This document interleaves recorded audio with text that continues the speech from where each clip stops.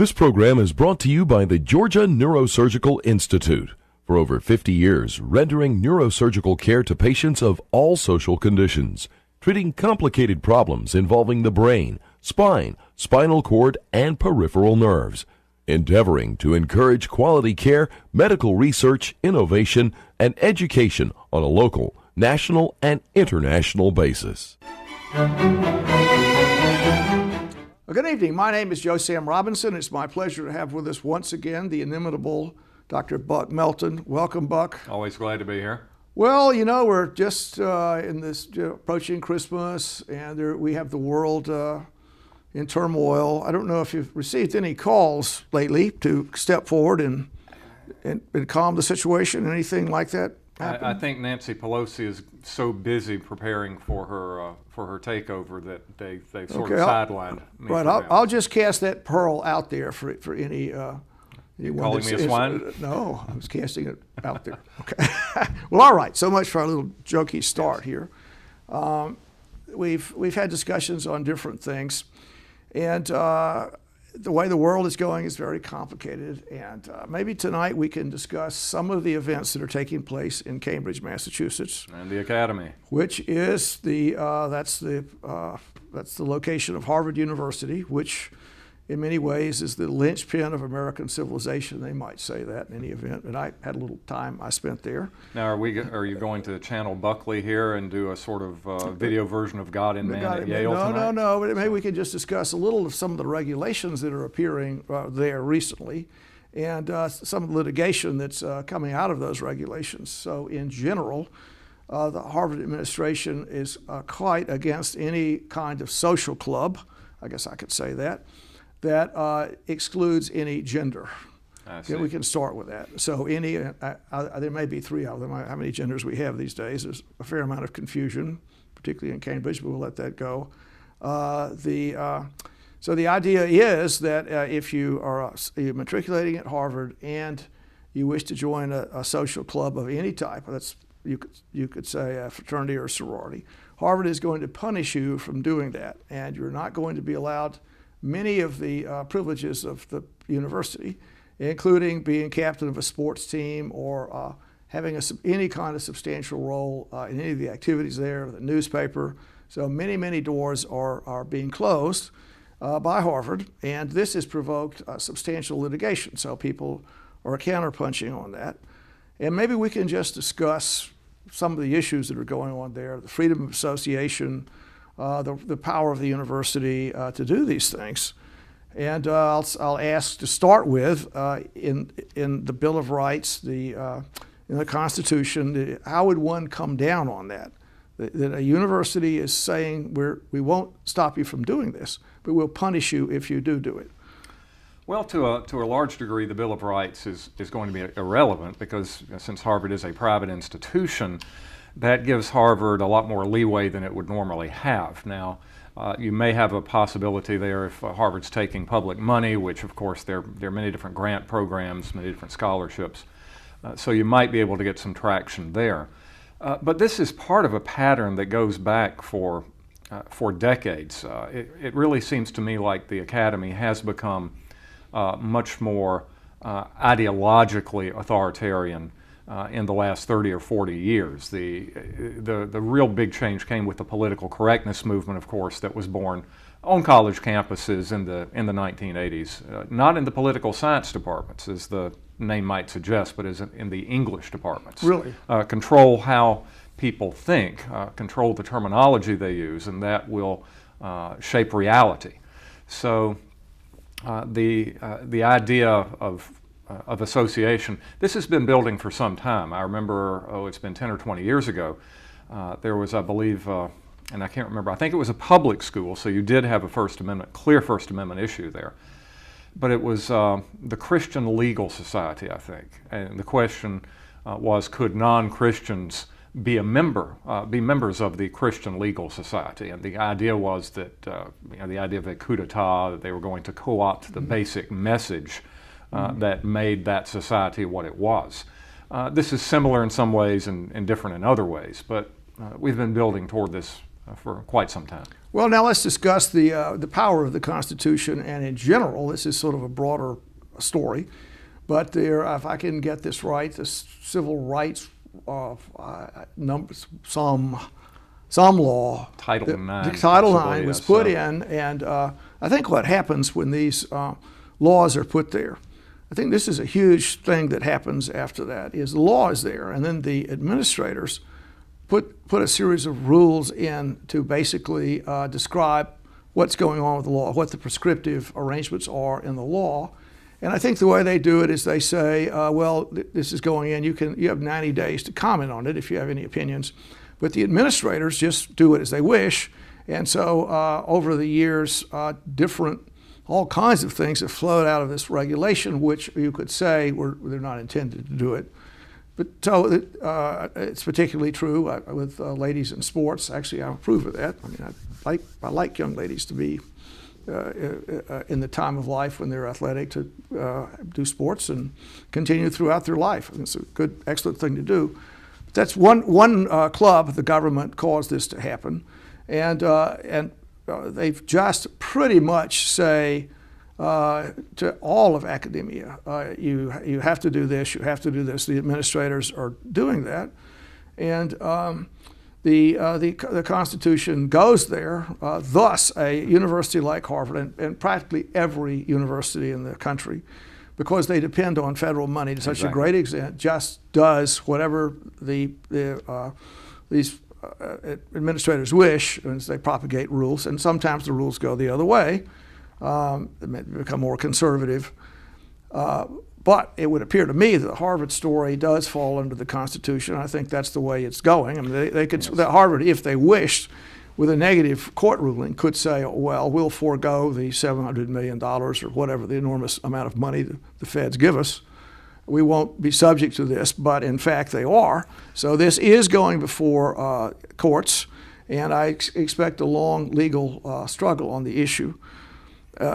Which then, just in general, the idea that if one can say this, individual freedom, your ability of any person to make a decision of any type depends on whether or not that decision could presumably injure someone else, if I could phrase it that way. Yes. So if you're excluded from a social club for whatever reason, the state would have an interest in preventing that exclusion, no matter whatever the purpose of the club. I mean, it could be people that, I don't know, they all went to the same prep school, and they all did the same sports, so they all were fly fishermen or whatever, or poets.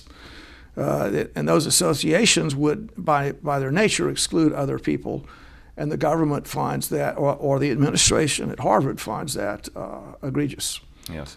Well, yeah, if you've got a Title IX issue and Harvard or any private academy, private university, becomes essentially a trigger man for federal law, then the Constitution is certainly implicated. And in that case, what we've got is a classic battle here between liberty and equality. For the first 80 years or so, down to 1868 and the 14th Amendment, to my recollection, the Constitution did not really talk about equality. I'm not even sure if the word equality appeared in the Constitution. The word liberty certainly did in at least one place and perhaps others. And the idea of liberty was read into the Constitution. Then you get the 14th Amendment and the Equal Protection Clause, which was designed to prevent state governments from discriminating on the basis of race. But has since been expanded to a degree, for instance, sexual discrimination, discrimination on the basis of sex. The Civil Rights Act of 1964, which Title IX is a part of, talks about race, color, national origin. It doesn't actually, to my knowledge, talk about sexual orientation. I think there's been a move on to amend it to say that, but that's in the works. So the problem we're facing, the fundamental problem is, in a society with perfect liberty, there's almost certainly not going to be equality. And in a society with perfect equality, assuming we can achieve such a thing, there cannot be liberty. The nail that sticks up is going to be hammered down in the name of equality. So we're seeing this battle here between equality and liberty playing out in the forum where we should be most open to discussing equality and liberty and social values and social mores, the university itself. So it's an interesting sort of counterpunch on this, is that many of these schools, particularly Harvard, are very they're very exclusive, and there's been litigation about that. Well, who are we going to let in? Are we paying attention to this or paying attention to that? Or Asian students, they apparently are not as charming or not as, I don't know, whatever it is, charismatic as other people, and so Harvard is punishing them, and with a result-driven outcome. So it's kind of a funny situation, isn't it? So Harvard is excluding 95% of the people that want to go there. They're being excluded. Many of them are very meritorious for their own, and apparently, as has been brought up there, it's a little arcane process by which this occurs. But once someone is in this exclusive spot, then the idea is we can no longer do the same thing the administration has done by having any barriers that are inflicted outside the purview of the university. So these social clubs, if you want to say that, have long histories, some of them going back several hundred years. And the argument against them would be that they're the key to wealth and power. Yes. So if, in fact, you get into one of these societies. The old boy network. That's right. There would be. If I can interrupt, do you have things like Skull and Bones and Scroll and Keys at Harvard, or is it? No, we don't. Okay. It's just, but the Yale story matches that quite well, Yes. doesn't it? I mean, it would be the same sort of tale there, and indeed, if the Harvard idea prevails, then you could assume that almost any associations are going to be suspect. I mean, you'll be punished for the association, which is, I mean, if you think about it, it sounds kind of un-American to me. However you define that, is that I'd like to have just meet with people, and Yes. and I'd like to have a little group of people going back to the clubs in London, Samuel Johnson, and but that privilege has been denied to you, not by any particular event you had anything to do with, but an external requirement put there by the university. And to me, it seems like it would just go straight through everything, and that every single fraternity and sorority in the country would be more or less punishable by the universities. Well, this is not entirely a new phenomenon, and some people would have taken issue with that. And one of the couple of examples I would think of would be, first of all, very early in our history, the Society of the Cincinnati, which was originally a society for officers who had served with Washington in the Continental Army, named after Washington himself, the American Cincinnatus. Right. And that was seen by many people, for instance, Aaron Burr and others, as who probably would have qualified to be a member of the society, as an elitist, anti-Republican organization. Right, yes. A little bit later on, the Masons, especially in the 1820s, 1830s, was seen to be, among other things, an old boy network that operated in violation of free and open democratic principles.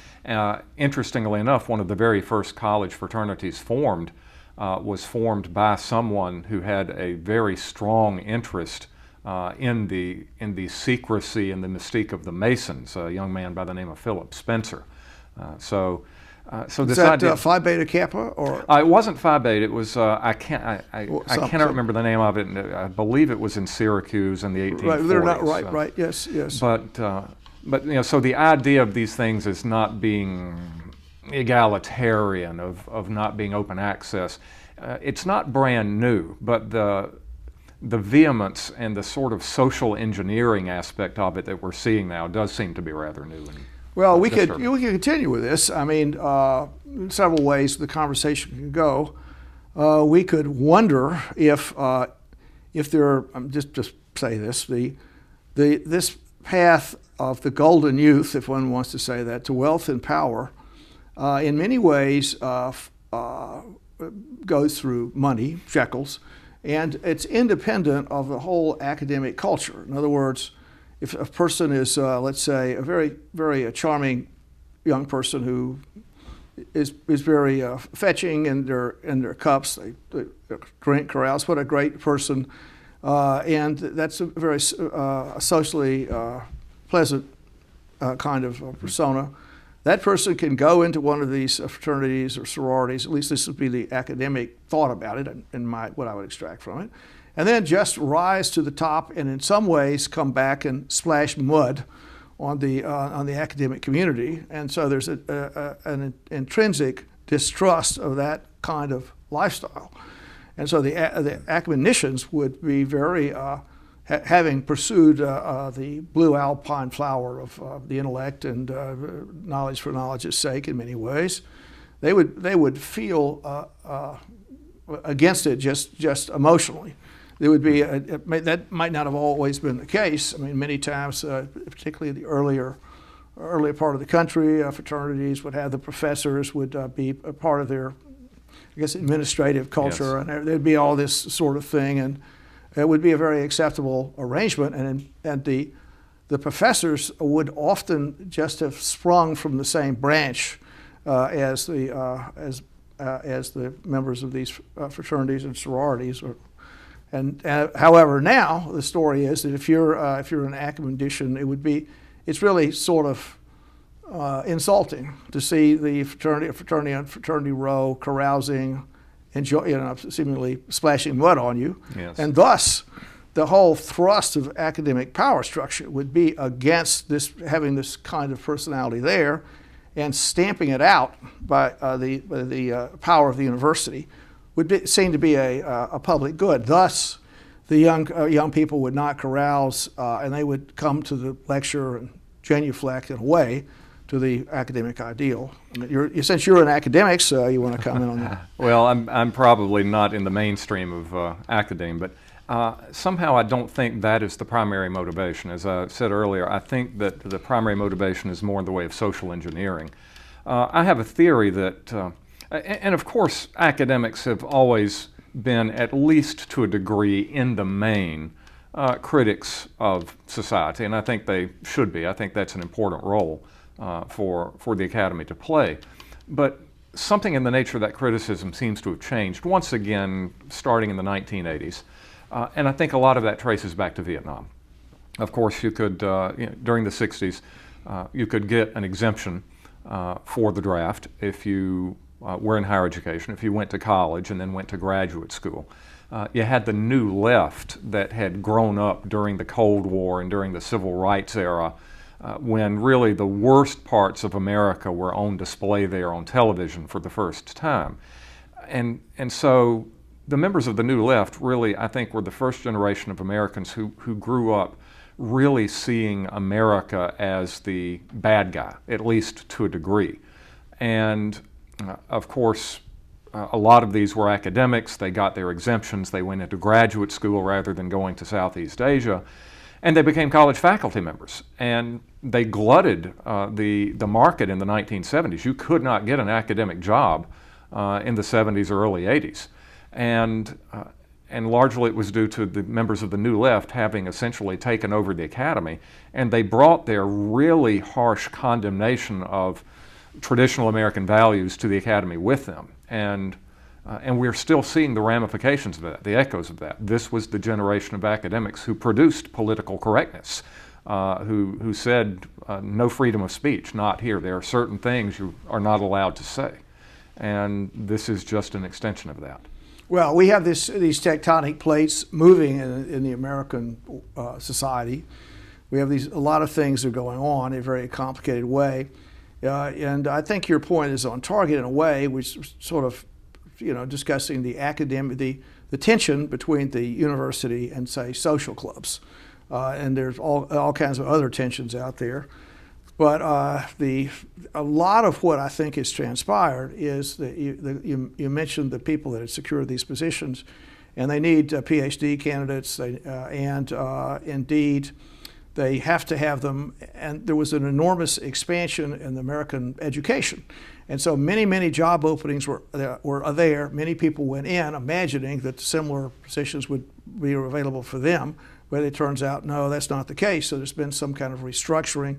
So many people have a certain bitterness about that situation, and the academic road is a very difficult one. There are lots of tensions and backbiting and problems, but there is a certain kind of elitism that flows from that. The idea that they imbibe some kind of superior worldview, and that worldview is totally against the wastrels that are carousing around and drinking, and that's not an appropriate thing for young people to do. Although if I can speak to the point, I think they do it. I mean, yes. I believe they are going to carouse and do whatever. I mean, I just think that just goes with a neuronal structure. And so they may still make joke. I mean, even if all these places are closed, there would still be a group of people that would be dismissive of the whole academic pretenses, and the professors would not like them, if I can phrase that. Yes. Well, I still don't think that the primary motivation is that of being upset about carousing. What is that wonderful line that opens up? And I can't remember where it came from, Lewis Carroll or someone, but the opening epigram in To Kill a Mockingbird. Lawyers, I suppose, were children once. But I think it's more, instead of being out there associating with their future old boy network, they should be in my classroom being indoctrinated in Marx. And I hate to put it that way, but it is true. The academy does tend left, unless you're in some place like Bob Jones University or Wheaton. Yes. That there is a leftward bias in it, a collectivist leftward bias, I would think. And I have personally had professors who shall remain nameless, who really did want to push a very radicalized ideology on their students, and made no bones about that. And I knew graduate students, fellow graduate students of mine, who essentially said, "I'm going to penalize students who do not think in the proper indoctrinated way." So, and just to continue with that, I mean, this is imprinting. So, I mean, there's a big theory of, I don't know, I think French historians have done this, but so the class of 14 or the class of 39, the French would pull people into the army at a certain time. Yes. And the way they thought of it is, this the next class is coming along, and everyone would be drafted and go in the army at the same class, meaning 18-year-olds. And that the French historians would say, well, a person that was in this class had this experience, and this was the imprinting that occurred. So one of the things that happens in universities, as people at least go through some kind of imprinting process, and if there is, like Mao's Little Red Book there, I mean, where there are certain kind of values that you have to espouse just to walk around, and that would seem to be an ideal situation. And these social clubs are stand out against that, and it really outrages the university. And yes. If one just continues to consider this, imagine the egotism of faculty administrators that are attempting, as their imprinting goes on, they're really enforcing all kinds of social dogmas. So that the purpose of the university might not be a free interchange of opinions or where people would pursue their different interests.